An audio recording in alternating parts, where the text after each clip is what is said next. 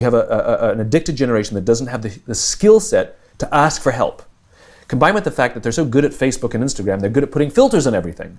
So they're good at showing you how smart and strong they are. These kids who commit suicide, you go look at their Instagrams, you would have no clue that they were depressed because they're happy and they're star athletes, right? You'd have no clue because they're really good. So when we say silly things like, my door is always open, you're assuming they have the courage to come in.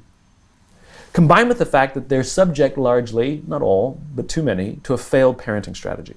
Because their parents told them they were special, they could have anything they wanted, they can be anything they want, they got medals for coming in last, which by the way we know doesn't work, it devalues the medal for the one who comes in. The kids got into honors classes not because they deserved it, but because the parents complained. And some of them got good grades not because they earned them, but because the teachers didn't want to deal with the parents. And then the kids graduate college, and they get a job, and in an instant, they find out they're not special. They don't get anything for coming in last. Their parents can't get them a promotion, and you can't have whatever you want just because you want it. And in an instant, their entire self-image is shattered. And so you have an entire generation growing up with lower self-confidence than previous generations.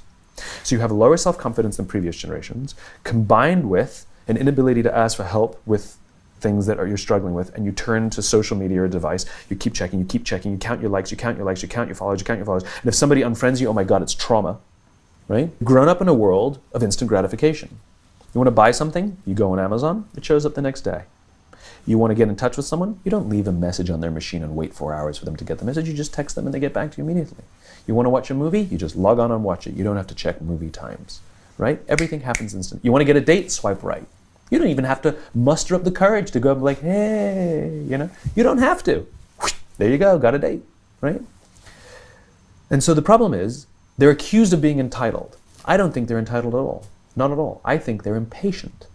I keep meeting these fantastic, smart, driven, ambitious, idealistic, fantastic kids who graduated school, they got a job, they want to make an impact in the world, and I go up to them and say, how's it going? And they say, I think I'm going to quit.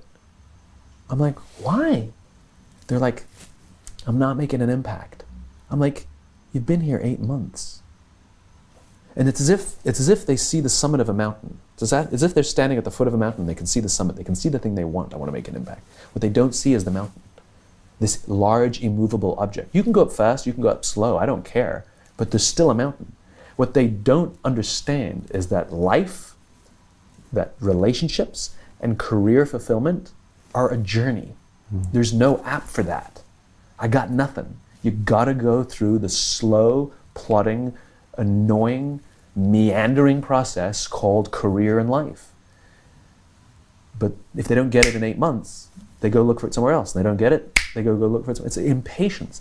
And because they don't have the skill set to ask for help, and because they feel lonely, it compounds and compounds. Solutions for this? So then we dump them in office environments that are built on theories from the 80s and 90s that prioritizes a number before a person, and no one really cares about their confidence and their personal growth. They're just numbers on a spreadsheet. And so they enter work cultures that don't help them. And the problem is they're entering the workforce at a deficit. I hear from kids. They tell me that they struggle to form deep, meaningful relationships, and the companies don't care. And so it's destructive to them as individuals, but ultimately it'll hurt the companies because more and more millennials are entering the workforce. I believe, to your point about solution, that now the responsibility on companies is even greater than it's ever been before to take care of its people. Because if the environments in which we're asking our youngest workers to work in isn't built to help them, I can't even imagine what the suicide and homicide and just the rates of depression, and accidental deaths due to overdose are going to look like in the future. It's going to reach epidemic proportions. It's already, the statistics are already alarming, and yet nobody's sounding any alarm bells. Parents have to intervene. We have to stop giving our kids free access to social media and phones at young ages. They are not ready for it. Their minds cannot cope with the dopamine. Balance is fine. You can give a kid a phone, but they can't use it in their bedroom. They can't have it at the dinner table. They can't take it to school. They can only have it up to a certain hour, and you take it away. They're children. You can take the phone away. We've got to intervene.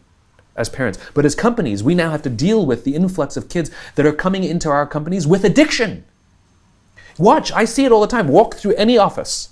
You'll see the older employees have their phones on the sides of their computers as they're working. You'll see the youngest employees have their phones face up in front of their keyboards between their arms as they're working. And this is how they work.